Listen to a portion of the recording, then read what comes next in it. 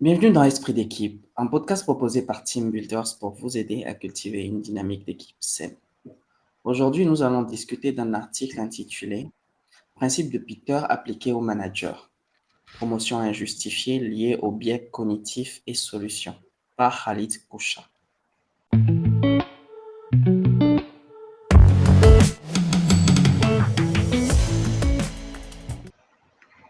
Alors, l'article débute avec une petite explication, enfin, une mise en situation. Mhm. Question légitime.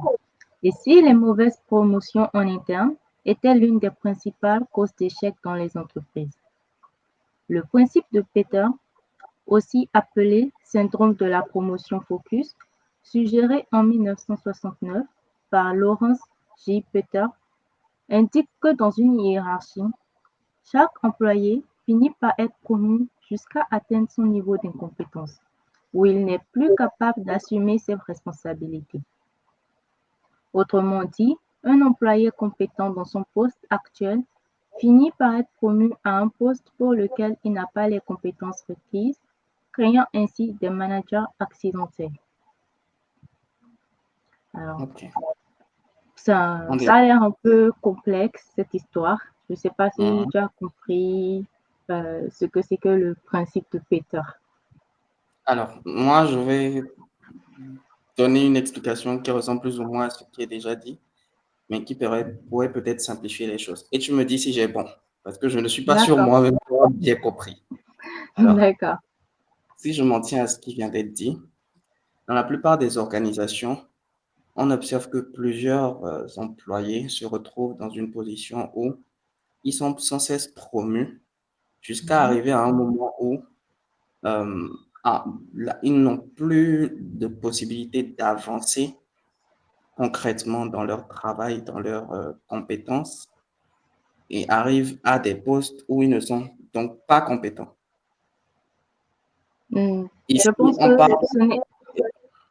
ce n'est pas lié à la possibilité pour eux d'avancer, Mhm, c'est plutôt lié au fait que ben, ils sont tellement promus qu'ils arrivent à un niveau où ils n'ont pas les compétences pour le poste auquel ils sont promus.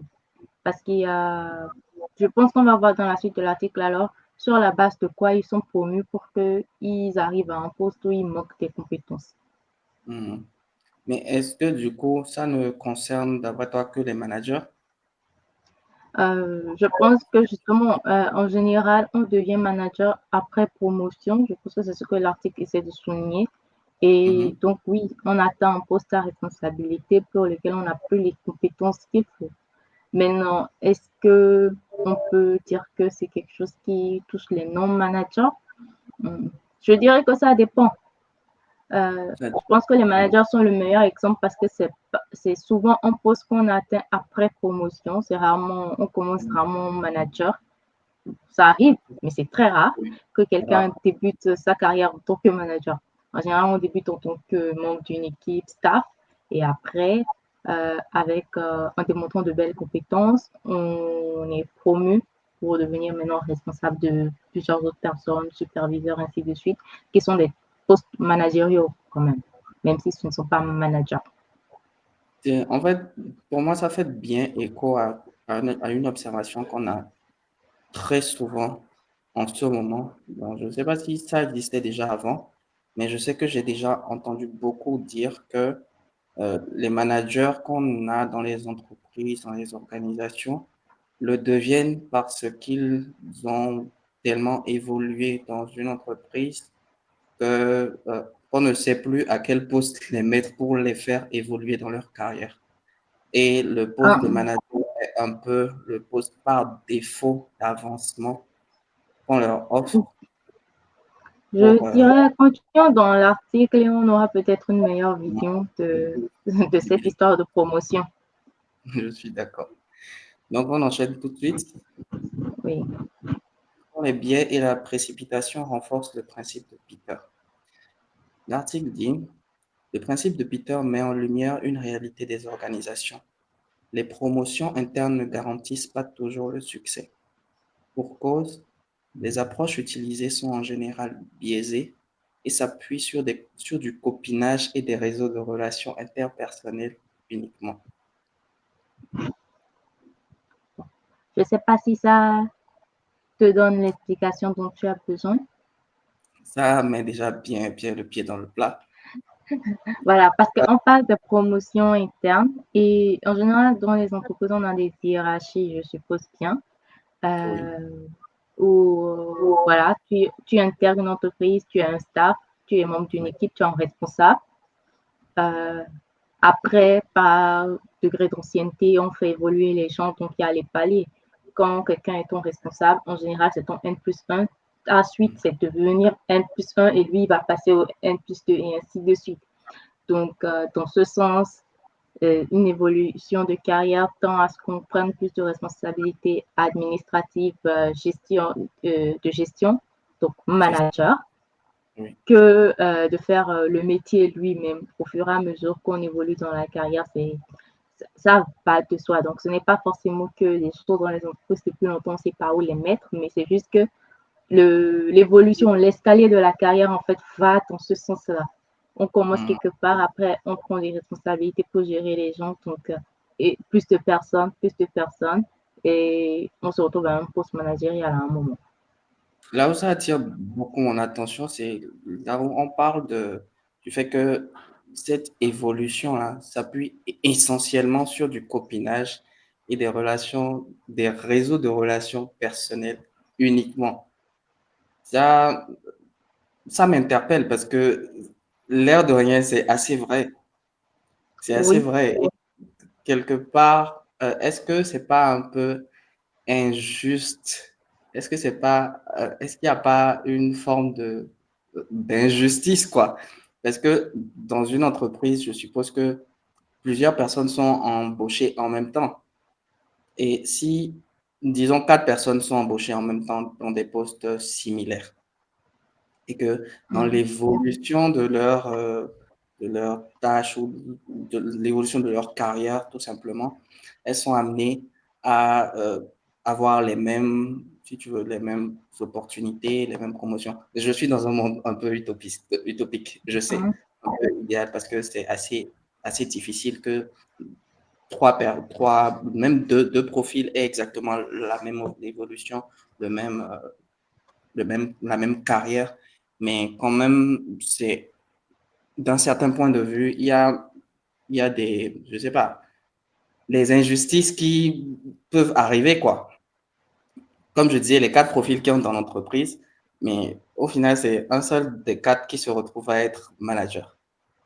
bon, déjà, quatre personnes ne peuvent pas devenir manager en même temps. Et Si on justement, suppose qu'ils sont dans la même équipe.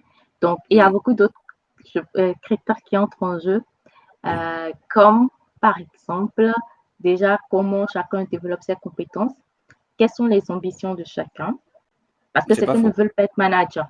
Donc là, ils Oui, vont te dire tout de suite, moi, je ne veux pas être manager. Je travaille avec des gens qui ont 10 ans d'expérience, 7 ans d'expérience.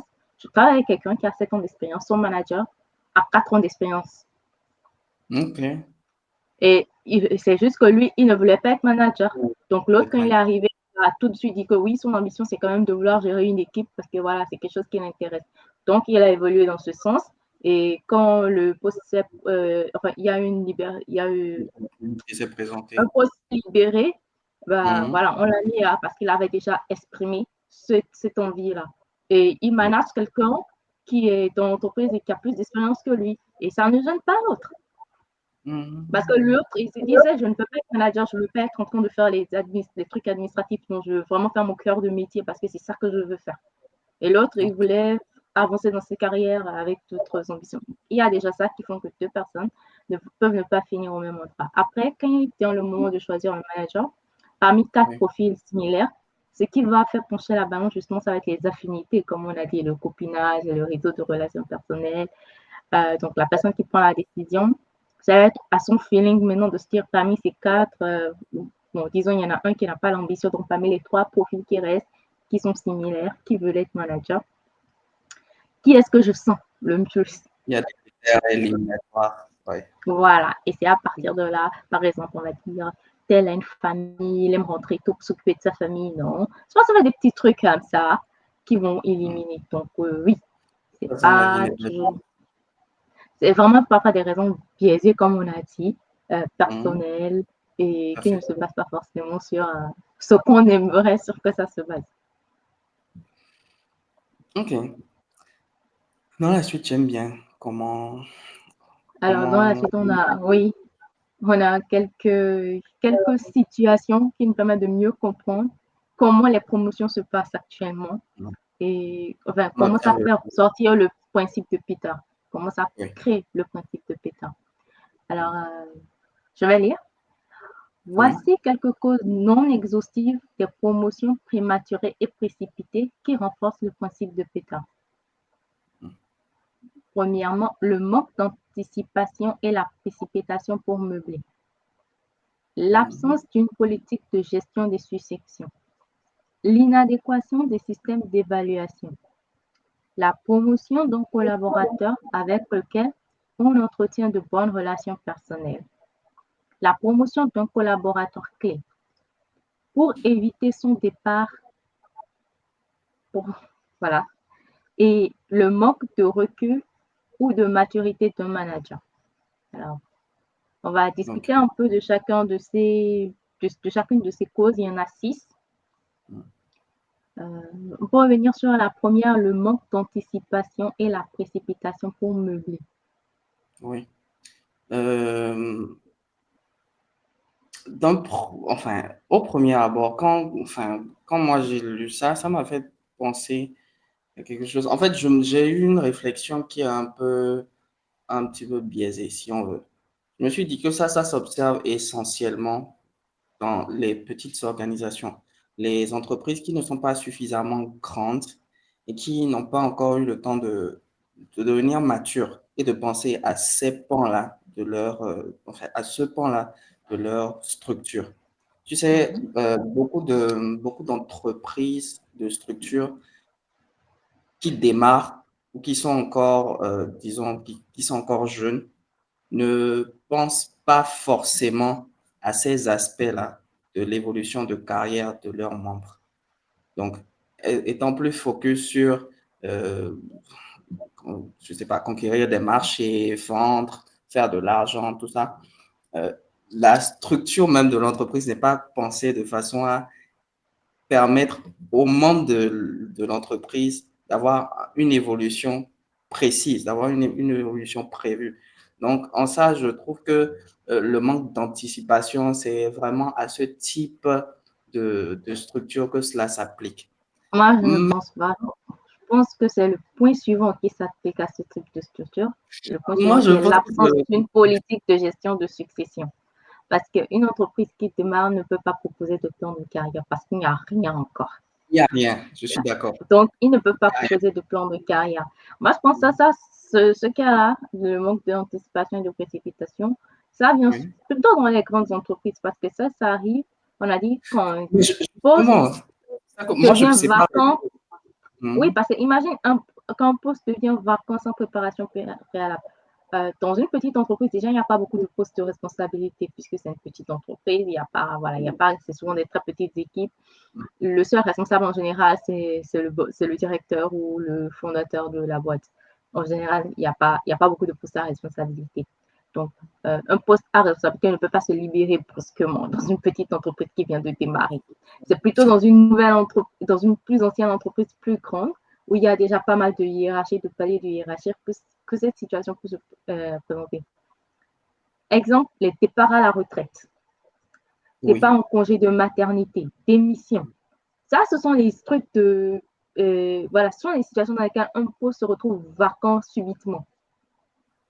oui, Et ok. là, il fallait anticiper parce que tu sais que telle va à la retraite, tu sais que telle, elle a posé un projet de maternité, on pose pas le projet de maternité la veille. La démission, c'est un peu plus C'est sûr. surprenant, mais voilà. Mais tu vois, donc ça, par exemple, oui, là, je peux dire qu'il y a un manque d'anticipation pour des situations qu'on aurait pu préparer. Une chose est sûre, c'est clairement les situations dans lesquelles le principe de Peter s'applique de la façon la plus concrète possible parce que effectivement, les entreprises dans ces cas-là se pressent, ne prennent pas le temps d'évaluer de façon objective. Et bon, c'est vrai que c'est aussi difficile de le faire de façon objective. On va voir ça de façon plus détaillée dans la suite. Mais voilà, ne prennent pas le temps d'évaluer correctement les profils disponibles et Mm. enfin, font un choix à la hâte. Et ça explique Voilà. très bien le principe de Peter, enfin, l'illustration du principe de Peter. Pour Euh, parler d'un autre, oui. donc, on avait aussi l'absence de la politique de gestion des successions qui, en fait, illustre bien la situation que tu présentais tout à l'heure, où on a les Mhm. jeunes entreprises, où on ne pense pas encore à la succession parce qu'on se dit, il n'y a rien, c'est pas le moment.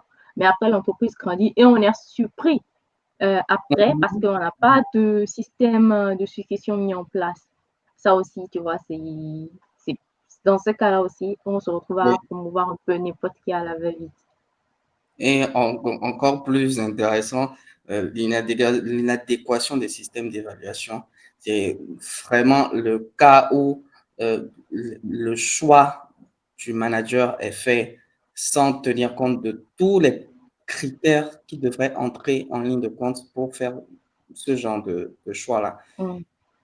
A priori, on pourrait penser que simplement les compétences dans le métier, le secteur d'activité, les connaissances du métier suffiraient pour devenir manager dans une boîte qui fait dans un secteur d'activité, mais ça ne suffit pas. Il faut d'autres types de compétences dont on va également parler plus tard, qui entrent en ligne de compte et qu'il faut prendre en considération pour être sûr que la personne qu'on va mettre à la place de manager puisse effectivement assurer ce rôle de façon optimale et efficace. Alors, moi, ça me fait penser beaucoup à la série The Office, où on avait l'un des personnages principaux, je pense Michael Scott, qui est un manager absolument nul. Excuse-moi, je fais une petite parenthèse. Si vous ne connaissez pas The Office, moi je suis désolé. Bon, il faut avouer que ce n'est pas une série qui est très, comment dire ça, mainstream aujourd'hui. C'est un classique, quoi. Donc, si vous ne connaissez pas, Ce n'est pas mainstream, dans, on va dire, dans la sphère francophone, mais dans la sphère anglophone, c'est oui, tout le monde y revient, quoi. un petit Donc, peu, voilà. c'est un peu comme Friends dans la sphère anglophone, c'est le même niveau. C'est voilà, une série vers laquelle on revient toujours. Donc, il y a l'un des personnages principaux, Michael Scott, je crois bien, qui est un manager absolument incompétent. Mm. Et en fait, l'histoire est que, en fait, il s'est retrouvé au poste de manager parce qu'il était très bon dans son cœur de métier. C'était voilà l'un des meilleurs. On voyait au cours de sa carrière, il avait toujours été le meilleur employé du mois successivement et tout ça. Et ben, à un moment, on l'a promu parce qu'on se disait voilà, il fait des compétences voilà incroyables, va pouvoir booster l'équipe. Mais la minute où il est devenu manager, un tollé d'incompétence en tant que manager. Le cauchemar. En fait, on n'a même pas besoin de connaître la série pour voir dans sa tête l'illustration de la chose. C'est qu'on voit quelqu'un, par exemple, un vendeur extrêmement bon, quelqu'un qui est extrêmement compétent, extrêmement efficace en vente, et il travaille, disons, dans une boîte qui vend des voitures, et on trouve qu'il vend super facilement à tous ceux qui passent, tous ceux qui ont envie d'acheter, ceux qui sont venus là juste pour regarder. Bref, whatever, il arrive à vendre à tout le monde. On se dit que cette personne est la mieux placée pour coacher tous les vendeurs qui viendront. Du coup, on le passe manager d'un coup. Ça ne peut pas fonctionner parce que cette personne est compétente pour vendre. Elle n'est pas a priori, elle n'est pas compétente pour manager, elle n'est pas compétente pour coacher d'autres Quoi, personnes. oui. Oui, oui, elle n'est pas compétente pour former. Et c'est là, en fait, c'est un peu un biais. Et c'est là tout le piège du principe de Peter. On a des biais en observant la personne dans sa position actuelle et on estime que, compte tenu de ça, elle peut apprendre à autrui à faire. Et ça me fait d'ailleurs penser à quelque chose, à un exemple qui n'est pas tout à fait, qui n'entre pas tout à fait dans ce cadre-là, mais qui illustre très bien la chose quand même. La dernière fois, je scrollais sur un réseau social et je suis tombé sur le post d'un chanteur qui, qui fait souvent des reprises de chansons connues. Et quelqu'un lui demandait dans les commentaires, mais pourquoi est-ce que tu ne donnes pas de cours de chant? Pourquoi est-ce que tu ne fais pas du coaching vocal? Et à cette personne, à ce chanteur de répondre, je suis bon pour chanter, je ne suis pas bon pour apprendre à chanter. Je ne suis pas bon pour former à la musique. Je ne suis pas bon pour former à la chanson. Donc, c'est pour illustrer le fait que cette personne dans les commentaires est partie du principe que, comme lui, il est doué pour ça, il est le mieux placé pour apprendre à quelqu'un à faire. Alors que non, c'est un biais. Je sais faire, je ne suis pas sûr de savoir apprendre à faire.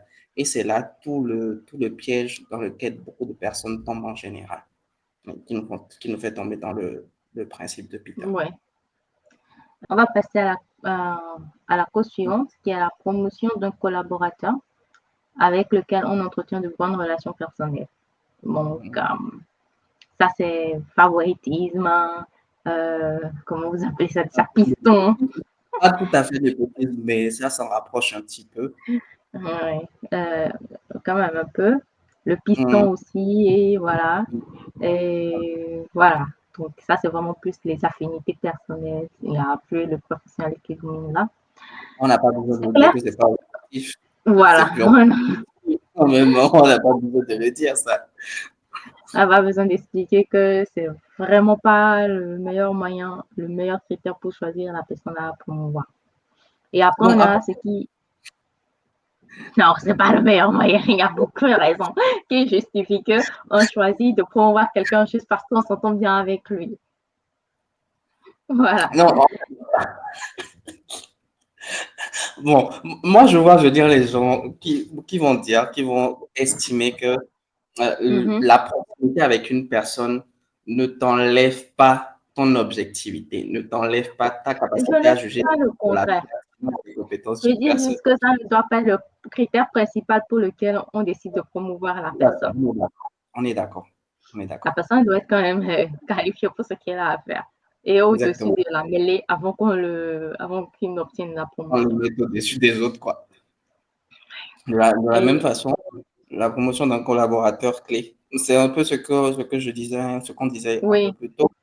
Quelqu'un qui s'illustre super bien dans son rôle et qui assure à fond n'est pas forcément la personne la plus ce adéquate n'est pour même former. pas ça qu'il voulait dire par collaborateur clé. C'est pour éviter son départ. C'est-à-dire, on a Oui, quelqu'un qui pour fait le bien son retenir dans boulot et l'entreprise, qui oui. est peut-être frustré pour d'autres choses et qui veut Mm. partir. Et pour le retenir, on le promeut en pause avec plus d'avantages, peut-être. Ça me fait penser Enfin, à Chill Talk. Je ne sais pas si ça, tu penses au Chill Talk. Le Chill Talk dans lequel on a traité un employé super extrêmement performant, efficace, d'imbécile heureux, parce qu'il n'est pas respectueux de ses collègues, parce qu'il... ah, un employé, un très grand performeur qui est très toxique également. Oui. Exactement, exactement. C'est, en fait, on n'est pas loin de se retrouver dans ce genre de cas-là quand on exerce le principe de Peter, parce que quelqu'un qui sait qu'il performe, quelqu'un qui sait qu'il est efficace et qui veut, enfin, qui prend la grosse tête compte tenu de cela, déjà dans son rôle de base, et qu'on promeut en tant que manager, ça va être compliqué à gérer. Ça va être compliqué, mais ça va Ça donner ne des va pas, non, ça ne va pas être compliqué à gérer, ça va juste être le début de la fin. aussi, Il aussi. n'y a pas de complication, c'est juste, voilà, le début de la fin. Et Ok. le, Et aussi, il y a manque de maturité, de recul et de maturité d'un manager pour évaluer objectivement le potentiel de ses collaborateurs au poste à pouvoir. Et ça, je pense que c'est la clé, c'est oui, vraiment la clé de tout parce que on a dit les évaluations sont générales basées sur la performance au poste actuel de la personne. Donc, si je reprends l'exemple de Michael Scott dans The Office, il est un très bon employé pour son poste actuel ou si on reprend l'exemple du vendeur, c'est un excellent vendeur. Et parce qu'il fait de belles performances en tant que vendeur, on veut le mettre manager. Ça, c'est une grosse erreur. Ce qu'il faut évaluer, c'est est-ce qu'il a les différentes compétences qu'on cherche chez notre manager. Et c'est bien sur sûr. ce critère-là plutôt que ça devait être évalué. Et c'est la personne qui a son manager actuellement, la personne qui doit décider de cette promotion, qui est responsable de faire cette évaluation. Donc, il a besoin de faire preuve de recul, d'objectivité, de maturité pour prendre cette décision. Et pour moi, c'est important aussi qu'on précise que les causes qu'on vient de citer là, les situations dans lesquelles le principe de manager s'applique le plus généralement, c'est pas, enfin, on n'a pas cité toutes les causes là. Il y a probablement d'autres causes qui pourraient être évoquées, d'autres causes qui n'ont pas été, dont on n'a pas parlé ici, mais si vous faites un examen posé de la façon dont une personne est devenue manager, vous pouvez peut-être identifier l'une de ces causes-là. Un mélange de ces causes-là, parce que si ça se trouve, plusieurs de ces causes dont on vient de parler là, peuvent avoir été mises ensemble pour décider de la pertinence d'une personne en tant que manager, tout en laissant de côté les critères que vous auriez dû véritablement prendre en compte. Donc, euh, ne vous arrêtez pas uniquement à ce qu'on vient de citer là. Considérez qu'il peut y avoir d'autres situations qui auraient pu obscurcir votre jugement ou l'influencer de la mauvaise façon.